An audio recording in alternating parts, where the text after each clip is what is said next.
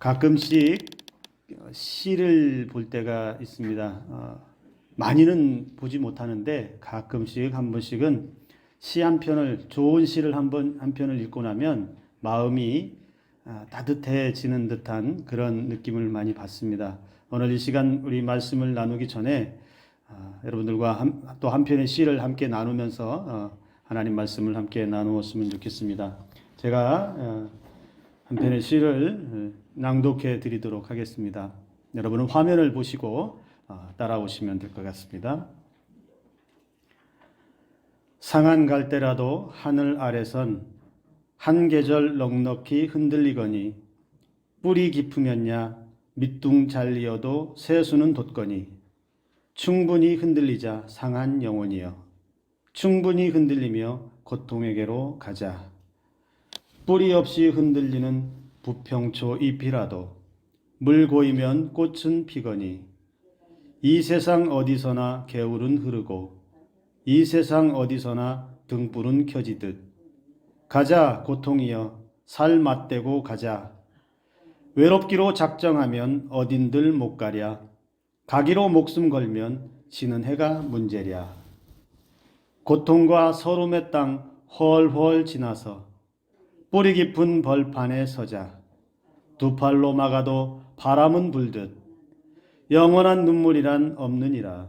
영원한 비탄이란 없느니라. 캄캄한 밤이라도 하늘 아래선 마주 잡을 손 하나 오고 있거니. 이 시는 고정희 시인의 상한 영혼을 위하여라는 시입니다. 이 시의 한 절 한 절이 다 이해하고 그 시의 깊이를 헤아리기는 제 식견으로는 참 많이 부족합니다. 그러나 이 시의 배경을 제가 이렇게 찾아보니까 이 시는 민주화 이전의 암울한 현실을 시대적 배경으로 하고 있습니다. 그런데 이 시를 가만히 이렇게 보면 이 시 가운데서 우리가 보여지는 것들이 있어요. 뭐가 보여지냐면 이 고정희 시인이 지금은 고인이 되셔서 세상에 계시진 않지만 이 시인이 아마도 신앙인이었을 거라는 강한 믿음이 생깁니다. 네, 이 시 가운데서도 여러분 우리에게 익숙한 단어들 보이지 않나요? 상한 갈대, 뿌리 없이 흔들리는 부평초잎, 하늘, 캄캄한 밤, 이런 단어들을 보면서 상한 영혼들을 향해서 위로의 말들을 전하고 있는데, 즉 이 시 가운데에서는 여러분 기독교적인 사랑과 희망이 담겨 있다는 것을 금방 알 수 있을 것 같습니다. 특별히 여러분 우리가 고통과 서름을 당하고 있을 때 그러한 고통과 서름을 꿋꿋이 이겨내면 어떤 일이 벌어지느냐. 우리 마지막 줄에 나와 있습니다. 마주 잡을 손 하나로 이렇게 표현되고 있는데 마주 잡을 손 하나, 그 손 하나 구원의 손길이 다가올 것이라고 우리에게 희망을 던져주고 있습니다. 혹시 오늘 이 자리 가운데 계신 분들 중에 단 한 분이라도 마음이 조금이라도 상한 분이 계시다면, 조금이라도 위로가 필요하신 분이 계시다면 그 한 사람의 손을 잡아줄 손이 저 하늘 위에서부터 내려오실 줄로 믿으시기 바랍니다. 그래서 여러분의 마음을 붙들어 주실 줄로 믿습니다. 오늘 저와 여러분들이 말씀을 나누고자 하는 주인공도 이렇게 상한 심령의 한 사람입니다. 상한 심령, 그냥 보통 상한 심령이 아니라 많이 아프고 많이 고통스러운 한 사람의 이야기와 함께 여러분들과 함께 하나님의 말씀을 나누려고 합니다. 특별히 오늘 등장하는 여인은 우리가 흔히 부릅니다. 사마리아 여인이라고 부릅니다. 수가성의 여인이라고도 이야기하죠. 야곱의 우물에서 물 기르러 왔던 여인, 그 여인이라고 우리가 부르고 많은 말씀을 들었던 것으로 알고 있습니다. 자, 우리가 이 여인을 이해하기 위해서 먼저는 우리가 알아야 될 것은, 살펴봐야 할 것은 그 여인이 살고 있는 사마리아라고 하는 그 땅을 우리가 익히 들어서 잘 알고 있지만 그래도 다시 한번 우리가 사마리아라고 하는 이 땅을 먼저 좀 알았으면 좋겠습니다. 사마리아라고 하는 이 땅은 역사적으로 많은 슬픔과 아픔을 간직한 땅이었습니다. 기원전 721년 아수르를 통해서 북이스라엘이 멸망을 하게 되는데요. 그때의 북이스라엘이 멸망할 때 이 아수르가 그때까지만 해도 단일 민족이었던 이 이스라엘 백성들을 혼혈 민족으로 만들기 위한 정책을 펴서 그 땅에, 이스라엘 땅에 약 2만 8천여 명 정도를 사람을 강제로 끌어갑니다. 그리고 아수르는 약 3만 명의 사람들을 어떻게 해요? 사마리아에 이주시켜가지고 거기서 혼혈족을 만들어 버립니다. 그러니까 이스라엘 사람들을 끌고 가고 그리고 아수르 사람 3만여 명을 사마리아 땅에 데리고 와서 거기서 혼혈족을 만드는 그 정책을 펴게 됩니다. 그리고 나서 그 후에 약 한 126년 정도 지난 후에 주전 586년에 남유다가 멸망을 합니다. 바벨론에 끌려가서 포로가 되고 70년 만에 이제 돌아오게 됩니다. 70년 만에 포로의 기간이 다 끝나고 예루살렘으로 돌아왔을 때 그 예루살렘 땅이 황폐화되어 있었고 성전도 무너져 있었고 어느 것 하나 정상인 것이 없었습니다. 그래서 스룹바벨과 에스라 선지자를 통해서 성전 재건과 성벽 재건을 하는 일을 힘차게 시작하려고 출발을 합니다.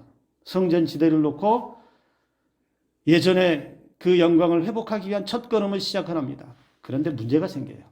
무슨 문제가 생기냐면 성벽 재건하고 성전 재건하는 공사를 시작할 때 그때 누가 나타나냐면 그때 사마리아 사람들이 나타나서 우리도 함께 하겠다. 우리도 함께 해서 그 공사를 우리도 끼어다오 라고 요청을 하게 되는데 그런데 유다 사람들이 반대합니다. 너희들과는 함께 하지 않겠다. 너희들과는 이 공사를 함께 하지 않겠다. 참여시키지 않습니다. 그래서 사마리아 사람들이 극렬하게 방해를 많이 했던 역사가 있습니다. 왜 그랬느냐? 왜 그렇게 극렬하게 반대를 하고 그 성벽 재건하고 성전 재건하는 일에 끼어주지 않았느냐?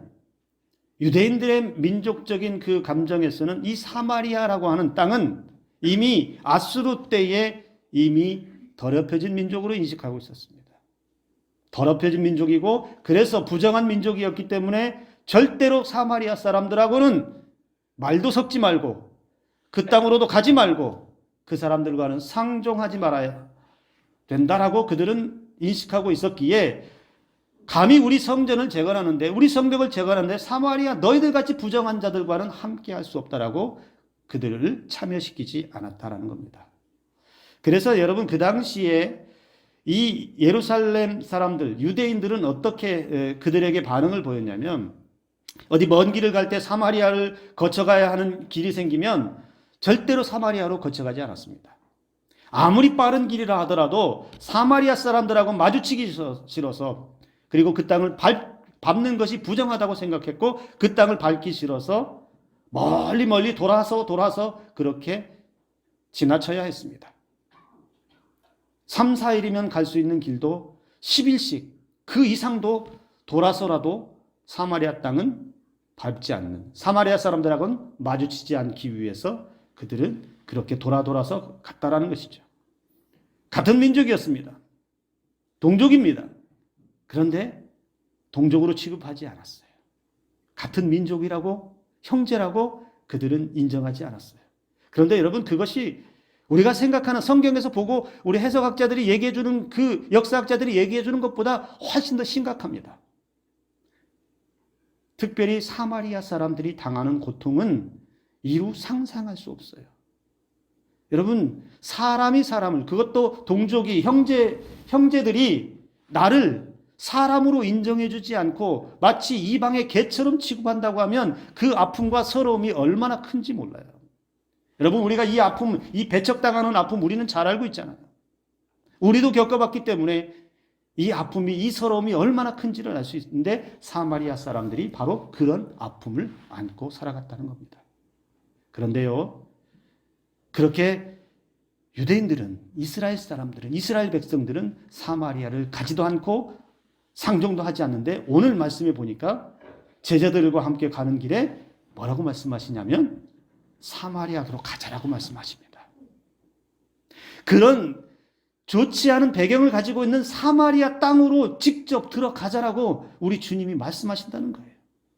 오늘 4절의 말씀에 그래서 여러분 사마리아로 통행해야 할지라 이렇게 말하고 있어요. 사마리아로 가야 되겠다. 가야 할 일이 생겼다 이런 겁니다. 예수님이 왜 사마리아로 가자고 했을까요? 가야만 했을까요? 가려고 했을까요?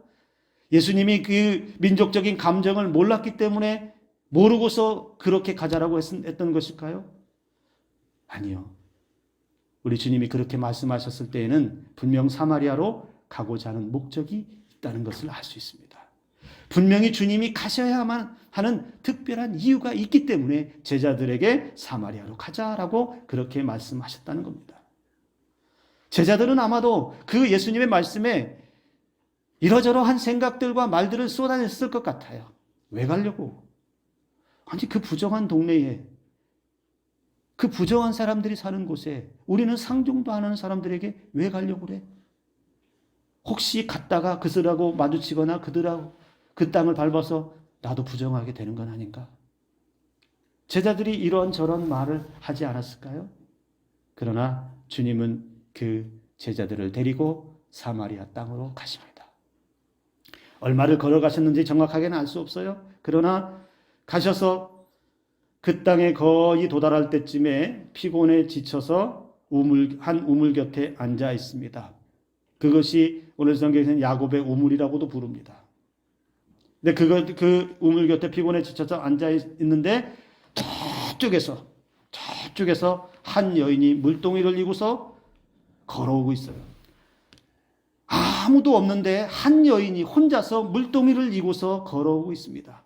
그런데 그 시간은 오늘 성경에서 6시라고 표현했는데 우리식으로 하면 12시 한낮 가장 뜨거운 시간, 가장 더운 시간인데 사람이 나오지 않는 그 시간에 한 여인이 물동이를 이고 오는 것이 예수님 눈에 보였습니다. 여러분, 이 여인이 가장 뜨거운 시간 12시에 아무도 지금 밖에 나온 사람도 없는데 홀로 물을 기르러 왔다라고 하는 사실도 이상한 일입니다. 왜 여기까지 왔을까? 여러분 생각해 보면 이 여인이 물을 기르러 여기까지 나왔을 때 그러면 그 여인이 살고 있는 동네에 그 동네에는 우물이 없었을까? 우물이 없기 때문에 여기만 물이 있기 때문에 그 물을 기르러 왔던 것일까? 아니요, 그건 아닐 거예요. 그 동네에도 충분히 우물이 있었을 거예요. 물을 기를 만한 우물이 있었을 겁니다. 그런데 좋기 여러분 이 여인이 걸어온 거리가 대략 한 3km 정도 된다고 그래요. 대략 3km 정도 되는 거리를 뜨거운 그 거리를 땀을 뻘뻘 흘리면서 물동이를 들고 왔다고 생각해 보세요. 분명히 이 여인은 무슨 사연이 있는 여인이다. 이렇게 올 수밖에 없는 분명한 이유가 있었을 것이다. 추측해 볼 수 있잖아요. 근데 어느 성경 해석학자는 또 그렇게도 이야기를 합니다. 이 여인이 수가성에서부터 멀리 떨어진 그 우물에 온 이유는 그 여인이 정상적인 삶이 아니었기 때문에 사람이 없는 시간을 이용한 것은 그가 오늘 이제 본문에서도 드러나지만 성적으로도 문란한 모습들을 가지고 있었고 그래서 사람들로부터 부정하다고 왕따를 당했고 차별을 받았고 그래서 그러한 여러 가지 차별과 배척들로 인해서 사람들과는 마주칠 수 없는 환경에 살아갔다. 그래서 물은 필요하지만 사람들이 왕래하는 자주 드나드는 그 시간에 남들과 부딪혀가면서 그 물을 떠올 수가 없다는 거예요. 그래서 그 많은 사람들 없는 시간 활동하지 않는 그 한가한 시간 아무도 다니지 않는 뜨겁지만 힘들지만 그래도 그렇게라도 물을 길어가야 했던 여인의 모습이었다는 겁니다. 그런데 여러분 이 여인의 모습이 비록 한 여인의 모습이지만 이 여인의 모습에서 볼 수 있는 두 가지가 있습니다. 하나는 그 여인의 고통의 삶을 볼 수가 있고요. 또 하나는 이 여인을 통해서 그 사마리아 땅의 사람들의 모습도 즉 민족적인 아픔과 고통을 안고 살아가는 사마리아 땅의 사람들의 모습도 함께 볼 수 있다는 겁니다. 자, 그렇게 여인이 물을 기르러 우물 가까이에 왔을 때 우리 주님이 그 여인에게 이렇게 말을 합니다. 물을 좀 주시오. 내가 목이 마르니 나에게 물을 좀 주시오. 물을 한 사발만 주시오. 근데요, 이 물을 달라고 했을 때 거기에는 제자들이 없었습니다. 제자들은 먹을 것을 사러 마을로 들어갔다라고 성경이 이야기합니다. 그러니까 지금 예수님과 여인이 둘만 남아 있어요. 여기에서 우리 주님이 물을 달라고 했어요. 아니, 목마르면 예수님이 또 드셔도 될 일인데 왜 굳이 물을 달라고 할까요? 그것도 여인에게. 예수님이 실제로 목이 마르기도 했을 거예요. 피곤에 지쳐있기 때문에 목이 마르기도 했을 거예요. 그러나 정말로 물을 얻기 위해서, 단순히 목만 죽이기 위해서 물을 달라고 하신 것은 아니라는 겁니다. 우리 주님이 나에게 물을 달라고 했던 것은 우리 주님의 의도가 있다는 것을 우리는 알 수 있습니다. 무슨 의도가 있었을까요? 여러분, 우리 주님이 말을 거신다라고 하는 것, 이 의미는 놀라운 의미가 있습니다. 예수님을 만났던 사람들 다 보면 예수님이 먼저 말을 거시는 이유가 분명합니다. 먼저 말을 거실 때의 그 의도는 어디에 있느냐면 예수님께서 이 여인의 마음의 문을 두드리고 있는 거예요. 주님과 단둘이의 그 시간에 마주쳐 있는 그 시간에 주님이 여인의 마음을 두드려서 그 여인이 대화의 장으로 나오게 초대하고 계시다는 겁니다. 여인아, 나랑 이야기 좀 하자. 여인이여, 나와 이야기 좀 하자. 우리 주님이 이 물을 달라는 말은 그런 말로 저는 바꿀 수 있을 것 같아요. 여러분, 제가 지난 시간에도 말씀을 드렸지만 우리 주님의 말씀이, 하나님의 말씀이 문득문득 내게 들려질 때가 있습니다. 근데 여러분, 문득문득 들려지는 그 말씀을 그냥 스쳐 지나가지 않기를 바랍니다. 하나님의 말씀은요, 이 우리 신앙의 믿음의 사람들에게 있어서는 우연히 그냥 들려지는 말씀이 없습니다. 내게 문득 어느 날 갑자기 의도치 않았는데, 생각지 못했는데 하나님의 말씀이 내 마음속에 들려진다는 것은 주님이 내 마음을 두드리고 있다는 신호인 줄을 믿으시기 바랍니다. 뭔가 하나님께서 내게 말씀하시고 싶은 것이 있다는 거예요. 그래서 나랑 좀 이야기하자라고 내 마음을 두드리고 있고, 무언가 그 말씀을 통해서 내게 하실 일이 있다는 것을 보여주시기 위한 그 말씀이라는 것을 여러분 기억하시기 바랍니다. 그래서 여러분, 스쳐 지나가는 듯한 말씀일지라도 그 말씀이 그냥 스쳐 지나가는 것이 아니라 내가 꼭 붙들고 하나님의 뜻을 깨닫고 나아가시기를 주님의 이름으로 축복합니다. 여인도 생각했을 거예요. 딱 행색을 보아하니, 복장이나 말투나 이런 걸 보아하니 유대인 남자인데, 지금까지 살아오면서 유대인 남자가 자기에게 말을 걸어온 적이 한 번도 없었고, 그럴 일도 없고, 앞으로도 그럴 일이 있을 거라고 생각지도 못하는데 유대인 남자가 나에게 물을 달라고 말을 걸어오는 것이 신기한 게 아니고 놀랄 수준이에요. 기절할 수준입니다. 그래서 여인이 이런 반응 보여요. 당신은 유대인으로서 어찌하여 사마리아 여자인 나에게 물을 달라고 합니까? 아니, 나같이 이 비천한 여자에게, 사마리아 사람들에게 상종도 안 하는 유대인이 어떻게 나에게 물을 달라고 합니까? 어찌 보면 이 말투는요, 조금 빈정되는 듯한 말투가 좀 담겨 있어요. 자기에게 물을 달라고 하는 이 남자가 도대체 누구인지 모르지만 아무도 없는데, 단둘이 있는데 혹시 나에게 수작을 거는 것은 아닌가? 여인의 말투는, 처음의 반응은 그런 말투가 보여지고 있다는 것이죠. 그런데 여러분, 이 반응이 예수님과의 대화의 시작이 되었습니다. 우리 주님이 똑똑똑 두드렸어요. 물을 달라고. 그랬더니 반응이 나왔습니다. 왜 유대인이 남자가 나에게 물을 달라고 합니까? 잘 생각해 보세요. 물을 달라고 했을 때 유대인 남자가 달라고 하는 것에 그냥 하고 쌩 하고 아무 말 안 하고 뭘 물을 달라고 그래.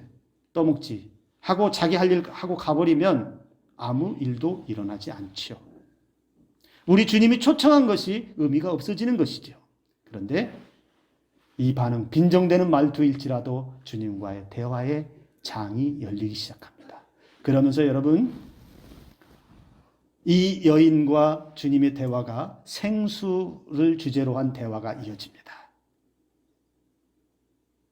여기서 마시는 물은 또 목마르겠지만 내가 주는 물은 영원히 목마르지 않을 것이다. 주님과 여인이 주고 받고 하는 대화가 이어지면서 여인이 뭐라고 말합니까? 그런 물이 있다면 나도 좀 주십시오. 내가 목마르지 않고 여기 물 기르러 오지 않게 좀 해주십시오. 이 말 속에 깊은 의미가 담겨 있어요. 나 지금 목마르다는 거예요. 내 인생이 지금 목마른 인생인데 지금도 사람 눈길 다 피해서 여기까지 왔는데 그런 물이 있다면, 영원히 목마르지 않을 물이 있다면 나에게 좀 제발 좀 주시오라고 이 여인이 말하고 있다는 거예요. 자신이 어떤 상태인지를 드러냈어요. 목마른 인생이라고 하는 걸 드러내기 시작합니다. 그런데 갑자기 우리 주님이 이 여인에게 충격적인 말을 던집니다. 뜬금없이 처음 본 남자가 하는 말이 가서 당신의 남편을 좀 불러오시오. 당신 남편을 좀 불러오시오. 아마도 여인은 화들짝 놀라지 않았을까요? 이 사람은 지금 나와 처음 보았는데, 이 사람은 나와 처음 마주쳤는데 지금 몇 마디밖에 안 했는데 남편을 불러오라. 그런데 이 여인이 뭐라고 말합니까? 남편이 없어요. 나는 남편이 없습니다. 어찌 보면 거짓말처럼 들려요. 그런데 주님이 알고 계십니다. 그래, 너에게 남편이 5이 있었고 지금도 그 남자는 네 남편이 아니니 네 말이 맞다? 지금까지 너 5명의 남편을 두었었고 지금도 남편이라고 6번째 있는 남자가 있지만 진짜 네 남편은 아니니 네 말이 맞는 것 같다. 맞다? 여러분이 여인이라고 하면 뭐라고 반응하실래요? 오, 이 남자 용하네. 어떻게 알았어? 내가 남편이 5명을 거쳐갔는지 남자가 5명이 지나갔는지 어떻게 알았어? 그리고 6번째인 걸 어떻게 알았어? 내가 말도 안 했는데, 처음 봤는데. 여러분, 왜 주님이 뜬금없이 찬물을 끼얹듯이 이 여인의 남편의 문제를 끌고 왔을까? 본질적으로 이 여인의 문제가 무엇인지를 드러내기 시작하신 거예요. 마음의 문을 두드렸어요. 그리고 대화의 장이 열렸어요. 그러니 이 여인을 살아왔던 지난 삶의 본질적인 문제, 왜 목마른 인생이 되었는지, 무엇 때문에 이렇게 고통스러웠는지에 대한 본질적인 문제를 하나하나 끄집어내기 시작합니다. 그것을 남편을 데려오라는 문제로 끄집어내셨던 거예요.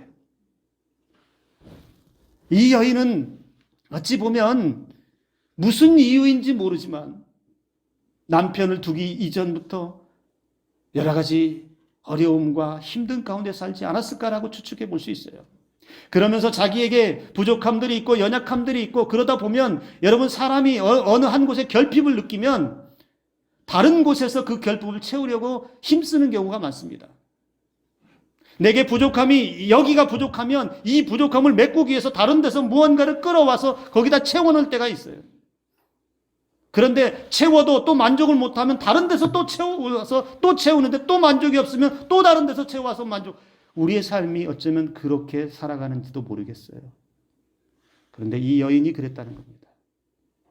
첫 번째 남자를 만나서 자기의 욕망이던, 자기의 부족한 삶이던 이 남자로서 채우고자 했던 그런 욕망은 있지 않았을까요? 그런데 살아보니 그 남자도 자신의 부족함을 채워주지 못했어요. 그래서 또 한 사람 또 한 사람 그렇게 만났지 않았을까라는 상상을 해볼 수 있다는 겁니다. 그런데 그것이 오히려 자신에게는 고통이었고 아픔이었고 서러움이었고, 그것 때문에 오히려 더 사람들에게는 멸시와 조롱을 받아야만 살아야 했던, 그래서 사람들 앞에 나서지도 못하고 사람들 있는 거리에 감히 나가지 못하는 여인의 모습, 그래서 물 기르러 갈 때도 아무도 없는 그런 뜨거운 대낮에 다녀야만 했던, 홀로 외로움을 안고 있는, 상한 심령을 안고 있는 여인이 바로 이 여인이었다는 겁니다. 여인의 입장에서는 우리 주님이 남편을 불러오라 이 말을 들었을 때의 여인의 입장에서는요, 사실 자존심 상하는 거예요. 수치스러운 거예요. 자신의 부끄러움을 여러분 드러내고 싶은 사람이 누가 있습니까? 자신의 연약함을 내놓고 사람들에게 보여주고 싶은 사람이 이 세상 누가 있어요? 자신의 치부, 그것이 죄악이든 어떤 악한 행동이든 여러분 사람들에게 보여서 자랑할 만한 사람이 이 세상 누가 있습니까? 그런데 한 유대인 남자가 어느 날 만났는데 자신의 치부를 드러내버렸어요. 부끄러움을 드러냈어요. 그것 때문에 고통받는 삶이었는데 그걸 드러냈어요. 성질이 고약하다면, 기분 나빴다면 그냥 욕이라도 한 바가지 퍼붓고 도망갔을 수도 있겠는데, 그러지 않고 그와 예수님과의 대화는 계속 이어졌습니다. 여러분 기억하시기 바랍니다. 사람 앞에 부끄러움이 드러나는 것은 수치요 부끄러움입니다. 그런데 주님 앞에 드러나는 것은 그게 수치가 아니고 부끄러움이 아닙니다. 왜냐하면 이후에 여인에게 나타날 은혜가 얼마나 큰지를 우리가 알아야 된다는 거예요. 주님 앞에 나의 부끄러움이 드러나는 것, 나의 치부가 드러나는 것, 감추고 그동안 사람들 앞에서는 꽁꽁 감추었던 것 덮어서 아무렇지 않은 것처럼 그렇게 살아왔던 것을 주님 앞에 드러낼 때에는, 그때부터 주님께서 저와 여러분들에게 어떤 은혜로 그 아픔들을 치유하시고 회복해 하실지 알 수 없어요. 그래서 우리 주님이 이 여인의 이 치부를 드러내시면서 대화가 계속 이어지면서 여러분 이 여인의 마음의 심경이 점차 달라지고 있다는 것을 오늘 성경에서 볼 수 있습니다. 즉 이 여인도 이제 예수님과의 그 대화 속에서 영적인 눈이 떠지기 시작하죠. 처음에는 이상한 유대인 남자로, 수작 거는 유대인 남자 정도로 생각했어요. 그런데 대화를 하다 보니까 19절 말씀에 보면 선지자로 보이기 시작했어요. 또 대화를 하다 보니까 결국에 29절에는 예수님을 뭐라고 고백하냐면 그리스도라고 고백했다는 거예요. 그러니 예수님을 알아본 여인이 어떤 반응을 보이냐면 28절, 물동이를 버려두고 동네로 들어가서 사람들에게로 갑니다. 그 힘겹게 땀을 흘리며 지고 왔던 물동이를 팽개쳐버리고 어디로 뛰어갔냐면 동네 사람들이 있는 곳으로 뛰어들어갔습니다. 여러분 이 여인의 이때 마음을 이해할 수 있겠어요? 어쩌면 이 여인은 지금 예수가 지금 자기 앞에 있는 분이 누구라는 사실을 안 뒤부터, 그분이 그리스도라고 하는 사실을 깨달은 뒤부터, 영적인 눈이 떠진 데부터 흥분감을 감출 수가 없어요. 우와, 이분은 보통 유대인 남자가 아니고 이분은 그리스도다. 이분은 우리가 그토록 기다리고 있는 그리스도 메시아가 왔구나라고 하는 것을 영적인 눈으로 확인한 거예요. 그러니 물동이가 중요한 게 아니에요. 자기의 삶을 힘겹게 짓눌렀던 물동이는 던져버리고 동네로 뛰쳐들어가서 사람들 속으로 들어가 버렸습니다. 무엇이 이 여인을 그렇게 흥분하게 만들고, 무엇이 그렇게 지금까지 주눅들어 있었던, 지금까지 두려워했고 지금까지 사람들과 어울리지 못했던 그 여인이 사람들 속으로 뛰쳐들어가게 했을까요? 자신의 본질을 꿰뚫어보고 자신의 아픔을 알고 계시고 세상이 줄 수 없는 생명의 양식을 주시는 분임을 깨달았기 때문에, 예수님이 메시아로 그리스도로 보여졌기 때문에, 그 주님을 만났기 때문에 이 여인은 흥분하지 않을 수가 없는 거예요. 우리가 만약 지금 이 자리에서 예수 그리스도의 그 은혜가 우리의 마음에 충만하다면, 여러분 우리는 가만히 무덤덤하게 앉아 있겠습니까? 우리 안에 지금 예수 그리스도가 내 안에 들어오셔서 나를 성령의 불로 뜨겁게 하시면 그래서 내 눈에 내 믿음의 눈으로 예수 그리스도가 보여지는 은혜가 임한다면 우리는 가만히 무덤덤하게 그냥 이러고 앉아 있겠냐는 거예요. 우리도 가슴속이 뛰고 우리도 사람들에게 야, 내가 예배 가운데 예수 그리스도를 보았다. 야, 내가 신앙생활하면서 예수 그리스도의 은혜를 만났다. 그 주님은 나를 아시고 나의 상한 심령을 아시고 내게 생명의 양식을 주시는 분이었다. 우리도 그렇게 뛰쳐나가서 말할 수 있는 그런 은혜가 없을까요? 오늘 저와 여러분들에게 그런 은혜가 솟아나기를 주님의 이름으로 축복합니다. 이 여인은 예전 같으면 이런 일은 상상할 수 없어요. 만약에 이렇게 예전같이 이렇게 했다간 예전이었으면 사람들이 가만히 안 있을 거예요. 돌을 던지든지 이 여인을 성에서 쫓아내든지 미쳤다고 하든지 온갖 멸시와 조롱과 박해를 더 받았을 거예요. 그런데 두렵지 않아요. 진짜 그리스도를 만났기 때문에 뭐라고 말합니까? 와서 보십시오. 내가 만난 그분을 보십시오. 그리스도가 아닙니까? 내가 분명히 봤습니다. 그리스도를. 그러니 당신들도 한번 와서 한번 보십시오. 내 말이 진짜인지 아닌지 여러분 눈으로 한번 확인해 보십시오. 큰 소리 칠 수밖에 없다는 겁니다. 조금 전까지 이 여인은 고개 숙이고 있었습니다. 움츠러들어 있었어요. 기가 죽어 있었어요. 얼굴은 어두운 얼굴이었습니다. 그런데 지금은 허겁지겁 흥분한 상태로 달려가고 있는 그 얼굴에는 화색이 돌고 기쁨이 넘치는 모습으로 바뀌어 있습니다. 그런데 여러분, 놀라운 건 그 뒤에 다시 일어납니다. 39절 말씀을 보면 여자의 말이 내게 내가 행한 모든 것을 그가 내게 말하였다 증언하므로 그 동네 중에 많은 사마리아인이 예수를 믿는지라. 여러분, 예수님이 이제 왜 사마리아에 갔는지 보여지세요?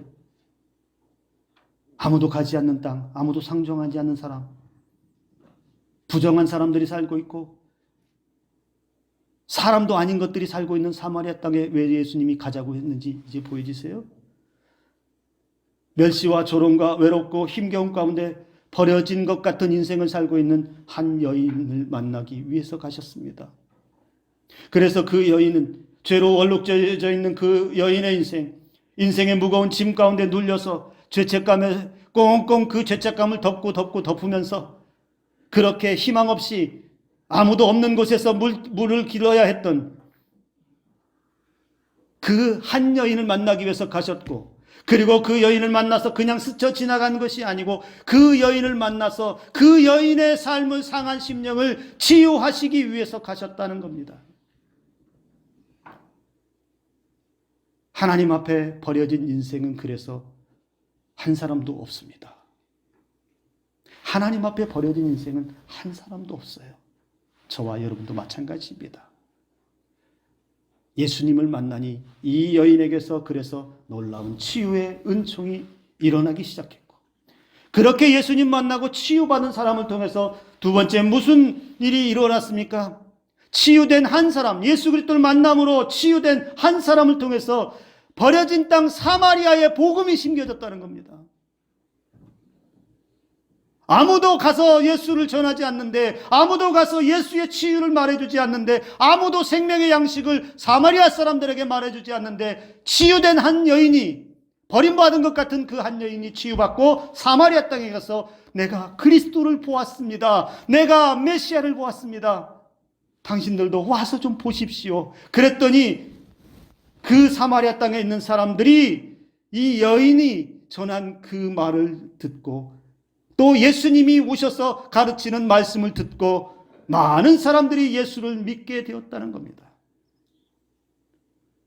한 여인을 치유하시기 위하여 버려진 땅 사마리아에 예수 그리스도 당신을 보여주시고 가르치시고 천국의 복음을 전하시기 위하여 사람들이 버려버린 여인을, 사람들이 버려버린 땅을 우리 주님은 찾아가셔서 우리에게 무엇을 보여주셨습니까? 버려진 사람은 없다. 다 구원받을 백성이고 버려진 땅은 없다. 구원의 백성들이 살아야 할 땅이라고 하는 것을 오늘 말씀 가운데 보여주고 있다는 것입니다. 조금 전 시작할 때 여러분 시를 읽어드렸는데 마지막 부분을 한 번 더 제가 이 부분을 한번 같이 봅니다. 고통과 서름의 땅 훨훨 지나서 뿌리 깊은 벌판에 서자. 두 팔로 막아도 바람은 불듯 영원한 눈물이란 없느니라. 영원한 비탄이란 없느니라. 캄캄한 밤이라도 하늘 아래선 마주잡을 손 하나 오고 있거니. 여러분, 사마리아 여인의 손을 잡아주기 위해 가신 분이 예수님입니다. 사마리아 땅 사람들의 손을 잡아주기 위해 가신 분이 예수님입니다. 우리는 그 주님의 은혜를 만나야 합니다. 오늘 이 시간에도 여러분 마음 가운데 주님이 두드리고 계시다면 여러분의 마음의 문을 열고 그 주님과 대화를 시작하시기 바랍니다. 그리고 그분이 말씀하시는 소리를 들으시고 듣는 가운데 예수 그리스도가 보여질 때, 영적인 눈이 떠질 때 여러분에게 치유와 회복의 역사가 일어나기를 주님의 이름으로 축복합니다.